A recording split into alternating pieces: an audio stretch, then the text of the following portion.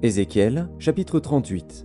La parole de l'Éternel me fut adressée en ces mots. Fils de l'homme, tourne ta face vers Gog, au pays de Magog, vers le prince de Roche, de Méchec et de Tubal, et prophétise contre lui. Tu diras, ainsi parle le Seigneur, l'Éternel. Voici, j'en veux à toi, Gog, prince de Roche, de Méchec et de Tubal. Je t'entraînerai, et je mettrai une boucle à tes mâchoires. Je te ferai sortir, toi et toute ton armée, chevaux et cavaliers, tous vêtus magnifiquement, troupes nombreuses portant le grand et le petit bouclier, tous maniant l'épée. Et avec eux ceux de Perse, d'Éthiopie et de Put, tous portant le bouclier et le casque. Gomer et toutes ses troupes, la maison de Togarma, à l'extrémité du septentrion, et toutes ses troupes, peuple nombreux qui sont avec toi. Prépare-toi, tiens-toi prêt, toi et toute ta multitude assemblée autour de toi, sois leur chef. Après bien des jours, tu seras à leur tête. Dans la suite des années, tu marcheras contre le pays dont les habitants, échappés à l'épée, auront été rassemblés d'entre plusieurs peuples sur les montagnes d'Israël longtemps désertes. Retirés du milieu des peuples, ils seront tous en sécurité dans leur demeure. Tu monteras, tu t'avanceras comme une tempête, tu seras comme une nuée qui va couvrir le pays, toi et toutes tes troupes,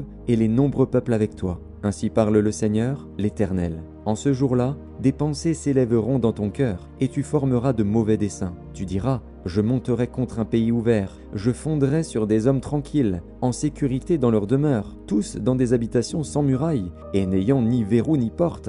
J'irai faire du butin et me livrer au pillage, porter la main sur des ruines maintenant habitées, sur un peuple recueilli du milieu des nations, ayant des troupeaux et des propriétés, et occupant les lieux élevés du pays. Séba et Dedan, les marchands de Tarsis, et tous leurs lionceaux te diront, viens-tu pour faire du butin ? Est-ce pour piller que tu as rassemblé ta multitude, pour remporter de l'argent et de l'or, pour prendre des troupeaux et des biens, pour faire un grand butin ? C'est pourquoi prophétise, fils de l'homme, et dis à Gog, ainsi parle le Seigneur, l'Éternel. Oui, le jour où mon peuple d'Israël vivra en sécurité, tu le sauras.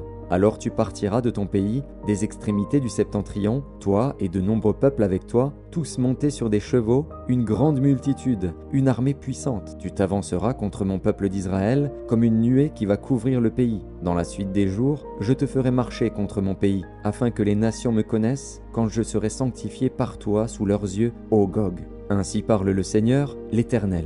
Est-ce toi de qui j'ai parlé jadis par mes serviteurs les prophètes d'Israël, qui ont prophétisé alors, pendant des années, que je t'amènerai contre eux ? En ce jour-là, le jour où Gog marchera contre la terre d'Israël, dit le Seigneur, l'Éternel, la fureur me montera dans les narines. Je le déclare, dans ma jalousie et dans le feu de ma colère, en ce jour-là, il y aura un grand tumulte dans le pays d'Israël.